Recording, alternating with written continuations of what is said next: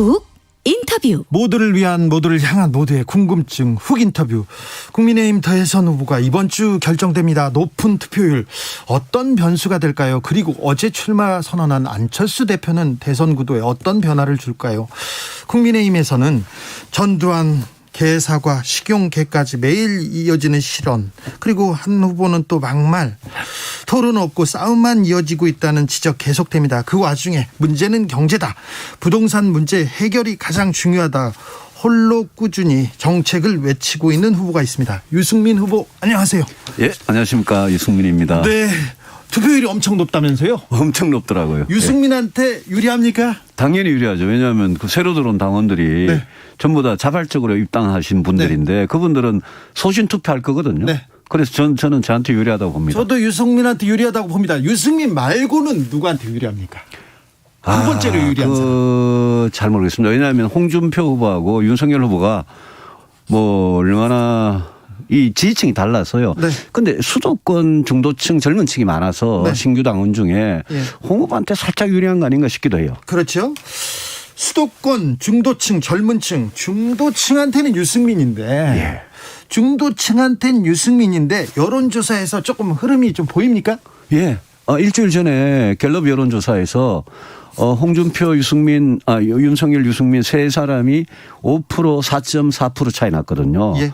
그래서 저는 뭐 아주 민심은 빠르게 올라가고 있다고 생각하고 제가 약한 고리가 당심이었는데 네. 그동안 지난 한 2, 3개월 동안 특히 영남 지역에 당협을 찾아다니면서 지역구마다 당원들 만나고 호소를 했습니다. 저는 제 진심이 통하리라고 봅니다. 그렇습니까? 이번 대선 가장 큰 화두가 뭘까요? 저는 경제라고 생각합니다. 모든 국민이 경제, 부동산 얘기할 거예요. 예, 그럼요. 부동산 일자리고 저는 코로나 이후에 먹고 사는 문제 그리고 더 심해지는 양극화 불평등 그것만한 화두가 있겠습니까? 그런데 국민의힘 토론에서는 왜 네. 부동산 경제 얘기 안 하고 이재명만 얘기합니까? 그거는 정권교체 열망이 워낙 강하니까 이재명 후보를 이길 사람이 누구냐 이게 토론의 주제가 됐는데 이재명 후보를 이기려고 그래도 정책, 공약, 토론, 네. 그다음 도덕성, 품격 이런 데서 다 압도할 수 있어야 되잖아요. 네. 그중에 저는 제일 중요한 게 먹고 사는 문제에 관한 경제 정책이라고 생각을 합니다. 이재명 네. 후보의 경제 정책과 예컨대 제 경제 정책은 너무나 다르니까 네. 본선에서는 다시 경제 문제가 부각이 될 거라고 생각합니다. 그렇죠. 예. 모든 사람들이 코로나 이후에 우리를 어떻게 먹고 살게 해줄 건지, 그럼요. 어떤 비전을 줄 건지, 그럼요. 어떤 경제 정책으로 예. 살게 해줄 건지 예. 궁금합니다. 예. 유승민한테 그거 듣고 싶은데 TV 토론에서 그걸 못 듣네요. 7617님 그렇죠. 7617님이 예. 유승민 후보 참 좋은데 참 좋은데 뭐라고 설명할 방법이 없네 얘기합니다. 그 자, 무슨 광고 문구 같아요. 네. 자, 대구의 자랑 유승민. 예. 대구 경북에서 예. 조금 고전하고 계신. 그렇습니다. 솔직히 대구 경북에서 제가 태어나고 공부하고 거기서 학교 다니고 저 정치도 거기서 했는데 그렇죠. 여야 통틀어서 제가 유일한데 대구 경북에서 제가 약했습니다. 그래서 제가 대구 경북 분들한테 정권 교체하려면 다시 한번 생각해 달라. 네. 이재명 후보 이길 사람이 도대체 누구냐. 윤석열, 홍준표 후보로는 무난하게 본선에서 질 거다. 제가 그 말씀을 계속 드렸습니다. 그래서 저한테 대해서 박근혜 대통령 탄핵 때문에 가졌던 서운한 감정, 네. 불편한 감정 그거는 이제 잊어주시라. 네. 제가 정권교체 한을 풀어드리고 진짜 이 정권교체해서 성공한 정부 만들어서 제가 보답해드리겠다. 그렇게 말씀드리죠. 박근혜 전 대통령 탄핵 때 예. 유승민이 옆에 있었으면 박근혜 정부 이렇게 무너지지 않았을 것이라 다 얘기하는 사람들이 많았어요. 근데 예. 박 전 대통령 지지자들이 예. 유승민 후보가 아니라 왜 윤석열 후보 쪽에 가 있죠? 저도 그 점이 제일 저한테는 아이러니입니다. 왜냐하면 윤석열 후보는 박근혜 전 대통령을 뭐 구속 기소에다가 45년을 구형하신 분인데 왜 윤석열 후보는 되고 저 유승민은 안 되느냐. 저는 사실 방금 말씀하신 대로 박근혜 대통령한테 제대로 된 충원, 제 정말 진심 어린 구원을 했을 뿐입니다.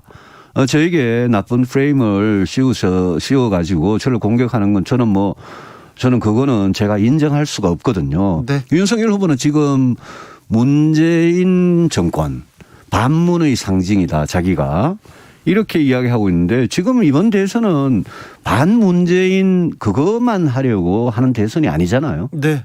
예. 그렇죠. 예, 그럼요. 문재인 대통령 임기는 몇 달 있으면 끝납니다. 끝나고 우리는 이재명 후보를 상대해야 되고 이윤석열 후보께서 자기가 이기는 게 문재인 정권에 가장 뼈아픈 게 될 거다 이렇게 스스로를 홍보를 하시는데 네. 저는 그게 진짜 말이 안 된다고 생각하는 게 문재인 정권한테 뼈아픈 게 그게 다음 대통령 될 사람의 목표입니까? 국민들한테요. 국민들한테 국민이 가장 지금 고통받는 그 문제를 해결해 주는 게 다음 대통령이지 문재인 대통령한테 뼈아픈 패배를 안기는 게 그게 무슨 대선 출마하는 목적입니까? 그러면요. 5개월 정도 된 것 같은데 윤석열 후보가 정치권에 뛰어든지 네네. 윤석열의 정치는 뭐라고 정의하고 싶으신지. 저는 그분이 정치 본질에 대해서 뭔가 제대로 알고 있는지 잘 모르겠는 게요.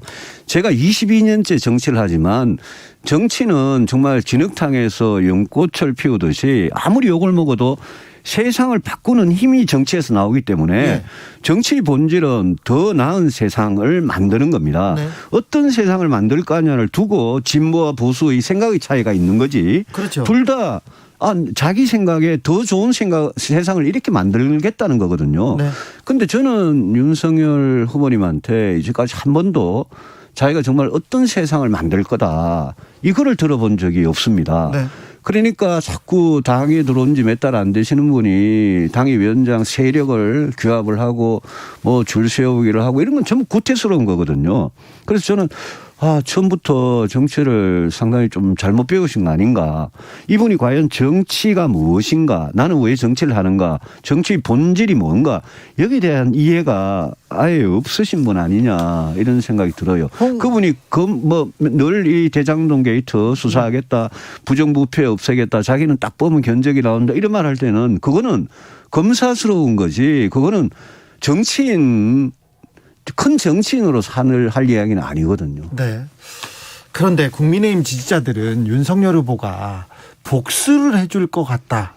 다 정권을 잡으면 어느 정도 일수할 것 같다. 이렇게 기대하는 건가요? 저는 복수도 제대로 할지 모르겠습니다만은 왜냐하면 문재인 정권의 사람이었으니까 저는 문재인 대통령과 윤석열 총장이 서로 뭔가 약점을 잡고 있는 거 아닌가 저는 그런 생각까지 듭니다만은. 근데 복수 혈전을 하기 위해서 대통령이 출마한다. 이거는 그러면 지난 5년 내내 문재인 정부에 대해서 제가 가장 실망한 게 어떻게 5년 내내 전 정권 뒷조사만 하고 적폐청산만 5년 내내 하느냐. 미래를 만들어 나가는 건 왜 안 하느냐. 저는 그게 실망이었는데 다음에 우리가 정권 잡으면 5년 내내 또 문재인 정권에 대해서 무슨 피의 복수를 할 거다. 복수 혈전을 할 거다. 저는 정말 아니라고 봅니다. 복수는 그거는 문재인 대통령과 그 정권 사람들이 진짜 법을 어기고 잘못한 게 있으면 검찰과 법원을 정말 정치적으로 중립시켜 놓고 사법체계 안에서 해결하면 되는 거지. 그걸 무슨 대통령이 나서서 검사도 아닌데 대통령이 어떻게 그걸 하겠습니까? 그래서 그런 부분이 저는 좀 우리가 미래로 내일로 대한민국이 나아가고 좀 이제 제발 지긋지긋한 정치보복 끝내고 정말 새로운 역사를 쓸 게 얼마나 많습니까? 인구위기에 양극화 불평등의 경제는 성장을 안 하고 이대로 가면 대한민국 큰일 나는데 이런 문제에 대해서 집중을 해야죠. 네네. 홍준표 후보의 정치는 어떻습니까? 홍 후보님 저보다 정치 한 4, 5년 정도 더 오래 하신 분이고요. 아주 정말 이 끈질긴 생명력과 정말 순발력도 대단하신 분이고 그런데 저는 그분이 제가 지금 이 경쟁하는 후보 세 분 다 검사 출신이에요. 네. 그러니까 제가 모든 사람이 법조인 출신인데 일경 삼검이라고 제가 표현을 했는데 홍 후보님도 정책적으로 지금 경제, 복지, 노동, 교육 이런 게 앞으로 굉장히 중요한 그런 시대에 정책적으로 준비가 좀 안 돼 계신다. 그렇게 봅니다. 오늘 이재명 후보 선대위 출범식이 있었습니다. 많은 분들 모였던데 대한민국 대전환을 이루겠다. 부동산 대개혁을 이루겠다. 이런 비전 천명했던데 어떻게 보십니까? 정말 저는 오늘 그 민주당 선대위 출범식 보고 여전히 우리 정치는 안 변하는구나. 좀 구태스럽다. 어떤 면에서요? 아니 공동선대위원장이 뭐 열 몇 명이고 그 늘 누구든지 하던 식이죠. 저는 이재명 후보라면 조금 다르게 할 줄 알았는데 그건 좀 실망이었고요. 부동산 문제에 대해서 사과를 하신 건 좋아요. 그런데 이재명식 부동산 대책이 뭡니까? 기본주택 아닙니까? 네. 기본주택은 기본적으로 공공이 주도하는 기본주택이거든요. 그거는 문재인 정부의 실패한 부동산 정책을 저는 답습하는 거라고 봅니다. 그래서 저는 민간이 부동산 개발을 주도하도록 하고 그 대신에 진짜 주거 복지가 필요하신 그런 분들한테는 공공임대주택을 해야 된다라고 늘 이렇게 투트랙으로 주장을 했는데 이재명 후보께서 기본주택 위주의 부동산 정책을 강조를 계속 하시는 거 보고 저 이재명 후보가 혹시라도 대통령 되면 부동산 문제는 문재인 정부 때보다 더 심각해질 수도 있겠다. 네. 그런 생각이 들어요. 부동산 정책, 경제 정책 얘기만 나오면은 뭐 할 말이 뭐 한 3시간, 4시간 줘도 그래서 토론이 그쪽으로 안 간 건가요? 7294님 여기는 포항입니다. 책임 당원이고요. 유 후보님 후보간 이 토론 너무 아쉬웠습니다. 경제 전문가답게 경제 정책 너무 없어서 이 토론 없어서 실망입니다. 이렇게 얘기했는데. 그런데요. 제가 무슨 말씀인지 제가 잘 알겠고 경청을 하겠는데 제가 예컨대 이런 경우가 있었습니다. 주택 정책에 대해서 이야기하려고 제가 윤석열 후보한테 청약통장에 대해서 물었더니 청약통장에 대해서 그분의 엉뚱한 답변이 화제가 되고 제가 복지정책에 대해서 물었더니 복지정책에 대해서 아무런 답을 못 하시더라고요. 그러면서 제가 남부경제권의 지방경제 살리기 위해서 반도체 미래도시를 하겠다. 이거는 계속 시비를 거시고 또 인구가 우리 반려인이 1,500만 인구인데 반려동물 정책에 대해서 그게 반려동물을 같이 사는 그 우리 중산층 서민들한테 굉장히 큰 부담을 주고 있거든요. 그런 부담을 줄이는 정책에 대해서 이야기하는데 갑자기 식용계 이야기 나오고 이러니까 아니 저는 정책 이야기를 하는데 계속 실수는 윤석열 후보가 하시니까 기사는 그쪽에서 나오고요. 기사는 그쪽만 나오고 그래서 저도 답답합니다. 그래요? 아무리 정책도 토론으로 가려고 해도 질문을 해도 윤 후보가 다른 쪽으로 실언으로. 아니 윤 후보 실언만 기사가 되니까 정말 방금 우리 보내주신 포항의 책임당원님 저도 답답했습니다. 네, 알겠습니다. 자. 토론에서 윤석열 후보가 국가 부채와 관련해서 잠시 논쟁이 있었는데 이 국가 부채에 대해서 더 하실 말씀이 있습니까? 국가 부채하고 양극화 문제는요. 제 머릿속에는 다음 5년 동안 경제를 성장시키는 게 최우선이다. 경제가 성장해야 일자리 소득 세금이 생기고 그걸로부터 인구 문제하고 불평등 양극화 문제를 해소한다. 저는 딱 그런 식으로 국정 운영의 큰 줄기가 잡혀 있습니다. 저성장이 세계적인 지금 추세 아닙니까? 아닙니다. 저성장을 가지고 우리가 지금 저성장은 불가피한 거다. 이렇게 체념하면 우리나라는 미래가 없습니다. 그거는 일본 같은 나라하고 아일랜드 같은 나라를 비교해 보면 1인당 소득이 3만 불 이후에 각 선진국들이 어떻게 달라졌냐를 비교해 보면 알 수 있습니다. 우리는 일본의 길을 가면 안 되고 우리는 아일랜드의 길을 가야 됩니다. 우리는 아일랜드의 길을 갈 수 있도록 일본을 따라잡을 수 있는 저력이 있습니까? 그럼요. 저는 충분히 있다고 생각합니다. 알겠습니다. 경제 문제는 안 물어보겠습니다. 그렇게 되는군요. 유승민을 만나면 경제 정책에 대해서는 일단 안 묻게 됩니다. 다른 후보들도 유승민의 경제 정책을 차용한 분들이 많다고 합니다. 그리고 유승민 후보는 가져다 쓰라고. 그럼요. 공약은 갖다 쓸 수 있는 거죠. 하고 있습니다. 근데 합리적인 유승민 그런데 핵 무장 공약은 너무 강경한 건 아닙니까? 너무 보수적인 거 아닙니까? 아닙니다. 북한의 핵무기가 실전에 배치가 되지 않았으면 저도 그런 공약 안 하겠습니다. 그런데 북한의 핵무기는 이미 최소한 70기 이상이 실전에 핵미사일이 배치돼서 김정은, 김여정이 잘못 마음만 먹으면 오늘이라도 바로 이 여의도를 때릴 수 있습니다. 그렇기 때문에 우리가 핵 공유를 통해서 북한 핵을 억지를 하고 핵 공유를 통해서 중국으로 하여금 중국이 제일 싫어하는 게 우리가 한미동맹으로 핵 공유하는 겁니다. 중국이 이제까지 북한의 든든한 후원자 역할을 하고 있었거든요. 그래서 중국이 이 북한의 비핵화에 대해서 진짜 제대로 진지한 태도를 갖게 만들려면 우리는 핵 공유 전략으로 가서 그러면서 외교적인 대화의 노력을 통해서 비핵화를 제대로 해보자는 거죠. 지난 수십 년 동안 실패한 정책을 되풀이하지 말자는 겁니다. 자, 변수가 하나 생겼습니다. 안철수 대표가 대선 출마 선언했는데 변수죠. 이 변수는 어떻게 해결하실 겁니까? 제가 후보가 되면 바로 안철수 대표 만나서 단일화하자고 제안을 하고 진지하게 단일화 협상을 하겠습니다. 저는 안철수 대표 같은 분을 제3지대에 그대로 두고 민주당과 대선을 치르면 정권교체 가능성이 저는 절반 이하로 줄어든다고 생각합니다. 그래서 저는 안철수 대표가 원하는 조건 다 들어줄 생각이 있습니다. 단일화 저는 협상에 적극 임하겠습니다. 제1야당에서 후보가 양보해달라고 하던데요. 아니요. 그거는 억지고요. 그거는 말이 되겠습니까? 그래서 국민들께서 보시기에 누가 봐도 공정한 룰 그 이상으로는 저는 안 대표도 그런 억지랄까 그런 걸 하지 못할 거라고 저는 생각합니다. 네. 정치인이 명분이 있어야 되지 않겠습니까? 네. 그래서 저는 안 대표도 결국은 단일화 협상을 우리가 정말 제대로 해보자 이러면 거부하지 못할 거라고 생각하고 제가 안철수 대표를 수년 겪어본 사람입니다. 네. 잘 압니다. 네. 그래서 그분과 단일화 협상을 추진하겠다는 말씀드립니다. 네, 김종인 전 비대위원장은 윤석열 후보한테 좀 기운 것 같아요. 그 참 좀 거시기한데요. 네. 정말 김정인 위원장께서 바로 직전에 비대위원장을 지내신 분께서 네. 어느 특정 후보 편을 그걸 경선을 며칠 앞두고 네. 드는 듯한 그런 모습을 보여주는 데에 대해서 저는 굉장히 실망했습니다. 네.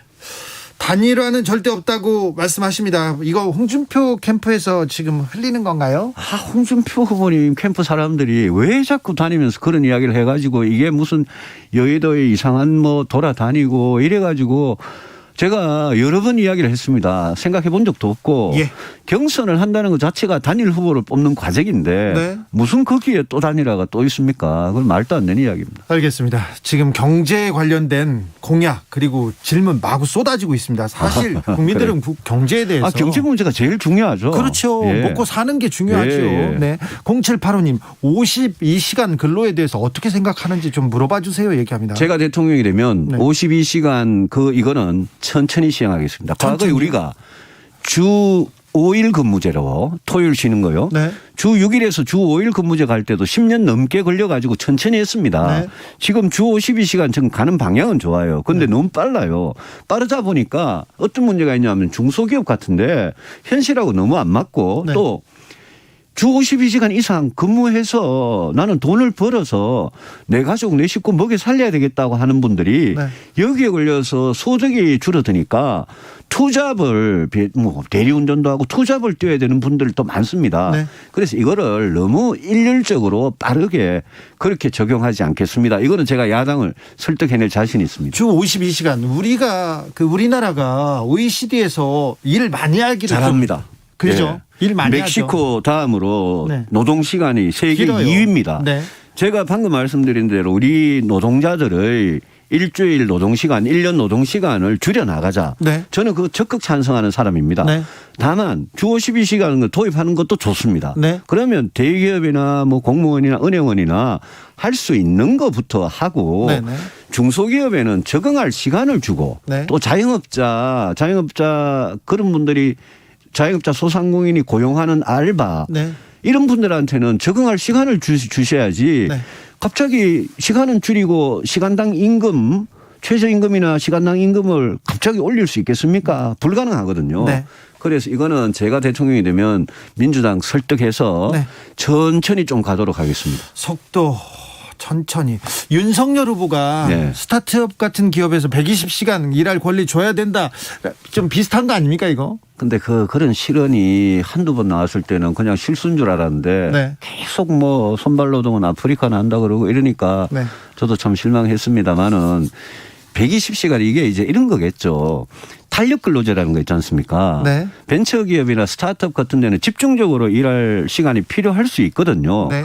그런 거는 저는 유연근무제, 탄력근로제 이런 쪽으로 저는 가면 된다고 생각합니다. 네. 다만 이 근무 시간을 너무 타이트하게 벤처 스타트업이든 중소기업이든 자영업자든 소상공인이 다 똑같이 그렇게 규제하는 거는 제가 아까 말씀드린 대로 좀 몇 년 시간을 두고 네. 경제 상황이 호전되고 사회 구성원들이 거기 적응될 때까지 좀 기다리자 천천히 가자라는 입장이죠. 공약이 자꾸 계속 오고 있습니다. 9847님께서는 저출산 문제 어떻게 해결하실 건지. 저출산 문제는요, 젊은이들이 남녀 가릴 것 없이 희망, 꿈이 없고 좌절, 절망하기 때문입니다. 그게 제일 큰 건데. 그렇죠. 그 일은 결국은 일자리하고 주택 문제가 근본에 깔려 있고요. 일자리하고 주택 문제가 해결된다고 하더라도 뭐가 남느냐 하면 젊은 엄마 아빠들, 부모가 될 사람들이 시간적인 부담과 경제적인 부담, 이 두 가지가 해결이 되어야 됩니다. 네. 그러기 위해서는 보육에 대한 국가 책임을 훨씬 더 강화해서, 저는 제가 육아휴직 3년 공약을 했더니 많은 사람들이 그거 비현실적인 거 아니냐 그러는데, 천만의 말씀. 우리나라에 공무원과 교사는 이미 남녀 모두 육아휴직 3년씩 하고 있거든요. 네. 그래서 세종시만 유독 합계 출산율이 OECD 평균같이 높은 겁니다. 전국이 다 낮은데. 네. 그래서 그거는 저는 저출산 문제 해결을 위해서는 기업도 변하고 육아휴직 제도, 육아급여 제도, 난임 제도 이런 게 다 변해야 된다고 생각하기 때문에 4년 전이나 지금이나 아이 키우고 싶은 나라를 위한 보육 공약, 네. 이런 공약에 제가 제일 좀 정성을 들였다는 말씀 드리고 싶습니다. 알겠습니다. 오늘 충분히 정책에 대해서 얘기했는지 모르겠습니다. 한 20년 동안 경제 공약과 경제 정책만 지금 갈고 닦아가지고 3박 4일에도 부족할 텐데, 아무튼 꼭 왜 유승민이야 하는지, 유승민이 대선 후보가 돼야 하는 이유 한 말씀 부탁드립니다. 지금 제가 후보가 되면 이재명 후보와 1대1 경쟁이 됩니다. 이재명 후보와 유승민은 극과 극입니다. 정책도 완전히 다르고 살아온 길도 다르고 도덕성, 품격, 토론하는 내용 다 다릅니다. 여러분께서 선택하시기 굉장히 쉬울 겁니다. 저는 과거 역대 대한민국 대통령들이, 여러분들께서 성공한 대통령, 정말 청와대 임기 마치고 청와대 떠날 때 국민들이 박수 치면서 저분 좀 더 했으면 좋겠다, 그런 대통령 기억에 나십니까? 없었습니다. 문재인 대통령은 안 됩니까? 문재인 대통령도 저는 그런 대통령 범주에 안 들어갈 거라고 봅니다. 그래서 이게 실패한 대통령을 자꾸 갖는다는 게 이게 우리나라의 불행입니다. 그분 개인의 불행이 아니고, 저는 정말 이 낡은 진보, 또 오래된 이 낡은 보수의 시대를 끝내고 정말 새로운 그런 역사를 열고 싶습니다. 제가 꼭 성공한 정부, 성공한 대통령 만들어 보고 싶습니다. 삼검일경이죠. 삼검일경 중 경제 전문가 유승민 국민의힘 후보였습니다. 감사합니다. 감사합니다.